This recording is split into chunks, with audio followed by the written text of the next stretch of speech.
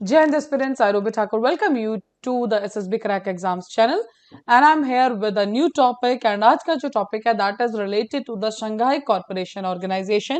तो जी हाँ बिल्कुल आज से ही SCO समिट हमारी शुरू हुई है that is in the Astana, Kazakhstan. उन्हीं के पास प्रेसिडेंसी है.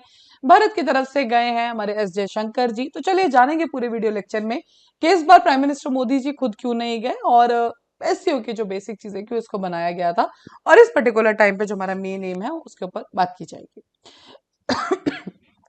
So this is the basically the 24th meeting of SCO Council and जो 3rd-4 जुलाई को होने वाली है and it is in the Astana Kazakhstan और कजाकिस्तान की प्रेसिडेंसी है इस बार. एस जयशंकर जी गए हैं यहाँ से. मोदी जी इस बार नहीं जा पाए हैं. डन. तो ऑफ कोर्स ऑर्गेनाइजेशनल अलग अलग एक्टिविटीज जो पिछले 20 सालों की है एंड यस मेन जो फोकस बात की जा रही है कि that will be on the Afghanistan issue. अब जहाँ पे तालिबान गवर्नमेंट है वहां पे and last year the presidency was with India and SCO host किया गया था virtually and prime minister Modi ji ने इसको होस्ट किया था एंड उस दौरान जो प्रेसिडेंसी दे दी गई थी कजाकिस्तान को एंड प्रेसिडेंट थे दैट इज द कासिम-जोमार्ट तोकाएव. डन. अब यूजुअली क्या होता था कि प्राइम मिनिस्टर जी ही अटेंड करते थे एससीओ समिट को, लेकिन पहले भी यही था. हालांकि सिक्योरिटी के लिए टीम ने विजिट भी किया था स्थाना, लेकिन ये फाइनल उस पर कैंसिल कर दिया गया है. अब एस जयशंकर जी और बात की जाए रीजन की कि क्यों जो पर्टिकुलरली उन्होंने अपना जो विजिट है कैंसिल किया है, तो उसके पीछे का जो रीजन दिया गया है कि पहला सेशन चल रहा था पार्लियामेंट के अंदर लोकसभा का जनरल इलेक्शंस के बाद. So yes this is the reason है कि हमें प्राइम मिनिस्टर मोदी जी नहीं आ पाए हैं. अब बात करते हैं शंघाई कॉरपोरेशन ऑर्गेनाइजेशन के बारे में. तो ये जो अगर इसकी फाउंडेशन की बात करें या पिक्चर की बात करें तो ये आया था 2001 के अंदर. डन. सो 2001 के अंदर this is made for the Eurasian का, ठीक है, यूरोप और एशिया का पर्टिकुलरली पॉलिटिकल, इकोनॉमिकल और सिक्योरिटी अलायंस में one of the biggest alliances को माना जाता है. जब इसकी स्टार्टिंग हुई थी तो शंघाई 5 जो कि 1996 में हुई थी एंड उस पर्टिकुलर टाइम पे चाइना, रशिया, कजाकिस्तान, किर्गिस्तान और तजाकिस्तान सिर्फ ये 5 ही मेंबर्स है और इसीलिए इसको नाम से जाना जाता था शंघाई 5 से. अब ये बाद में क्या होगा, उज्बेकिस्तान आएगा 2001 के अंदर एंड उससे ये बन जाएगा एससीओ जो हम आज देख रहे हैं.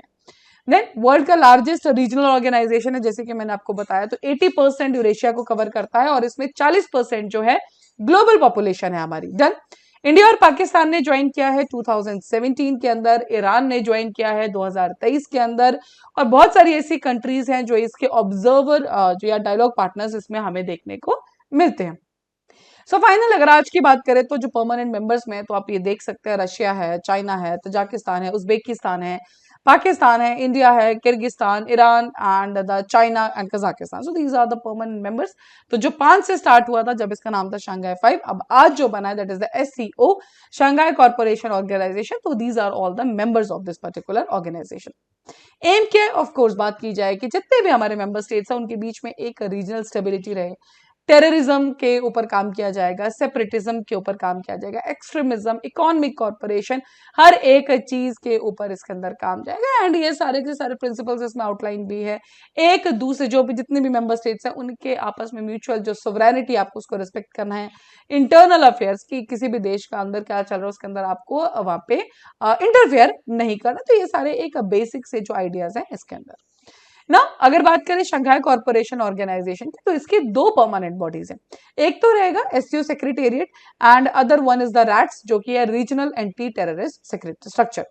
जो एससीओ सेक्रेटेरिएट है that is in the Beijing, ठीक है, जो कि एडमिनिस्ट्रेटिव फंक्शंस को देखता है and similarly we do have the RATS जो कि ताशकंद उज्बेकिस्तान के अंदर है एंड इनका जो मेन फोकस है that is towards the security corporation और टेररिज्म को काउंटर करने के लिए. So these are the 2 SCO secretariat जो कि बेजिंग में है और RATS regional anti terroristic structure ये है ताशकंद उज्बेकिस्तान में. बात करें डिसीजन मेकिंग प्रोसेस का तो ये कंसेंसस बेस्ड रहता है ये. डन. तो इक्वल पार्टनरशिप है हर एक का मेंबर की, इसमें ऐसा नहीं है कि किसी के पास ज्यादा राइट्स है, जो भी है it will be consensus based और सबके पास इक्वल पार्टनरशिप है. बात की मैंने आपको बताया कि कुछ ऑब्जर्वर स्टेट्स भी हैं, डायलॉग पार्टनर्स भी हैं. तो उसके अंदर कौन कौन है हमारे, that is the Afghanistan, done, Belarus, Mongolia and और भी काफी सारे पार्टनर्स हैं. डन. बट ये मेंबर जो हमारे परमानेंट है उसके बारे में आपको पता रहना चाहिए. अब बात करते हैं कि ऐसे कौन से एरिया है जो बेसिक मेन फोकस में रहते हैं। तो सबसे पहले बात करते हैं, मैंने आपको स्टार्टिंग में भी बताया कि एक सिक्योरिटी अलायंस की तरह हम इसको ट्रीट करते हैं। सो सिक्योरिटी कॉपरेशन फॉर श्योर तो प्लेसेस द सिग्निफिकेंट एम्फेसिस किस चीज पे, 3 मेन एविल्स के ऊपर लड़ना चाहता है SCO, that is the terrorism, separatism and extremism.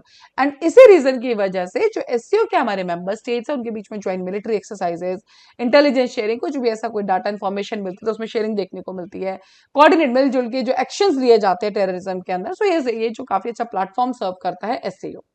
Next is economic collaboration. तो अगर आपने एक नाम सुना होगा न्यू डेवलपमेंट बैंक, तो ये that is under this only, SCO development bank है, ठीक है जी, तो वो इसी के अंडर आया है। तो काम क्या है, ट्रेड और इकोनॉमिक कॉपरेशन देना।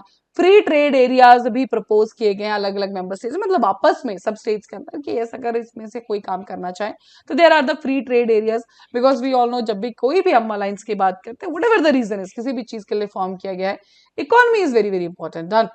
Next is the cultural exchange. Of course अगर मेंबर स्टेट्स काम करें तो कल्चरल एक्सचेंज होगा, उसके अंदर कुछ प्रोजेक्ट्स लाए जाते हैं, कुछ एजुकेशन या कुछ एग्जीबिशन, इस तरह के नए नए इवेंट्स ऑर्गेनाइज किए जाते हैं ताकि एक दूसरे कंट्रीज के जो हैं जो नेशनल्स हैं उनको पता लगता रहे कि उनका कल्चर कैसे। सो this is just a cultural amalgamation also.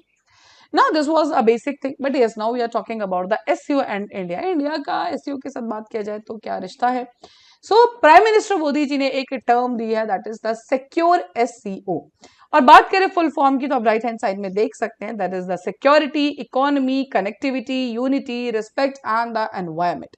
तो yes, this is the main focus. 2017 में ही इंडिया ने ज्वाइन किया है SCO को, एंड यस उसके बाद जो आइडिया है प्राइम मिनिस्टर मोदी जी द्वारा दिया गया, दैट इज द SCO। अब ऑफ कोर्स जो बेसिक उस पर काम करते हैं तो सेम यहाँ पे भी रहेगा। तो एससीओ और इंडिया के बीच में भी we are having the regional security, terrorism को कॉम्बैट करना, एक्सट्रीमिज्म को कॉम्बैट करना, intelligence sharing, so this is particular very much normal. Economic opportunities की बात करें तो yes, INSTC, international north south transport corridor, तो उसका भी जो एक मेन जरिया है that is of the SCO only. Done. Geopolitical influence, तो देखिए जब बात ये थी कि इंडिया ने ज्वाइन किया था उससे पहले चाइना और रशिया ऑलरेडी इसके मेंबर्स थे, तो उस पर्टिकुलर टाइम पे ये था कि ये ऑलरेडी डोमिनेटिंग उसमें है। डन। तो उसके बीच में इंडिया का ज्वाइन करना, बट एक बात की जाए तो yes, India also want to कि जो सेंट्रल एशिया वाला एरिया उसमें हम we emerge as a soft power, correct, and India इस पर्टिकुलर चीज पे काम भी बहुत अच्छे से करे। तो जब से जैसे ज्वाइन किया तो ये मेंबर स्टेट जितने भी हमने देखे, कजाकिस्तान है, किर्गिस्तान है, उज्बेकिस्तान है, हमारे पास काफी अच्छे रिलेशन हमने स्टैब्लिश किए हैं ट्रेड के ऊपर या म्यूचुअल हेल्प के ऊपर, मिलिट्री के ऊपर, everything. Done. So everything is included in that. Last one is the cultural and people to people ties. तो ये कल्चरल एक्सचेंजेस हमें देखने को मिलते हैं, सॉफ्ट पावर है रीजन के अंदर, जैसे कि SCO फिल्म फेस्टिवल एक रहता है, अकेडमिक स्कॉलरशिप्स हैं, कल्चरल रीजन जैसे कि मैंने आपको बताया, exhibitions. So these are all the things जो हम करते हैं प्रमोट फॉर द SCO और इंडिया के जब रिश्ते की भी हमारी बात आती है, जो उनका बायलेटरल रिलेशनशिप है। Done. So that was all. हालांकि अभी जो मेन फोकस रहेगा कि हमें इससे क्या रिजल्ट्स मिले, so yes of course will be discussing, but I hope you all are clear with कि यस जो शंघाई कॉर्पोरेशन ऑर्गेनाइजेशन है उसका मीन, उसका फाउंडेशन कैसे हुआ, कौन कौन से मेंबर और किन एरियाज में ये काम करती है। And yes of course in the last we have discussed about the SCO and India also. तो जयशंकर जी गए हैं वहां पे, and yes the one biggest thing जो इसमें हमें देखने को मिलती है दैट इज व्हाट, कि जब आप वहां पर जा रहे हैं तो ऑफकोर्स जो बाकी हमारे मेंबर स्टेट्स हैं उनके जो हेड्स है, आपको उनसे भी डिस्कशन करने का अलग अलग चीजों पे एक काफी अच्छा प्लेटफॉर्म हमें देखने को मिलता है। डन। हालांकि एस जयशंकर जी की भी मीटिंग्स फिक्स है, कजाकिस्तान के फॉरेन मिनिस्टर, प्राइम मिनिस्टर से ऑलरेडी मिल चुके हैं। देन आज भी उनकी कुछ मीटिंग्स हैं, ताकि yes that will separate platform, summit को छोड़कर भी हमें काफी चीजें यहाँ पर डिस्कस करने को मिलती है इन मेंबर स्टेट्स के साथ। Done. So that's all for this particular update. I hope you all are clear with that. So now on your screen we are having the SSB interview के courses, तो आप join कर सकते हैं। साथ ही we are having the courses for NDA, CDS, FCAT, आप इनमें भी एनरोल कर सकते हैं। एंड जब भी आप एनरोल करें उस टाइम पर discount code that is the warrior 10 आप यूज करना ना भूलें। जैसे आप इस कोड को यूज करेंगे, you'll be getting the 10% off on that particular course. So that's all for the day. Thank you so much for watching this video lecture. जय हिंद, जय भारत। अगर आप एक डिफेंस एस्पिरेंट हैं और SSB interview, NDA, CDS, FCAT जैसे exams के लिए प्रिपेयर कर रहे हैं, तो आप SSB क्रैक एग्जाम्स के कोर्स को चेक करना ना भूलें। आप हमारी लर्निंग एप्लीकेशन को Google प्ले स्टोर से भी डाउनलोड कर सकते हैं।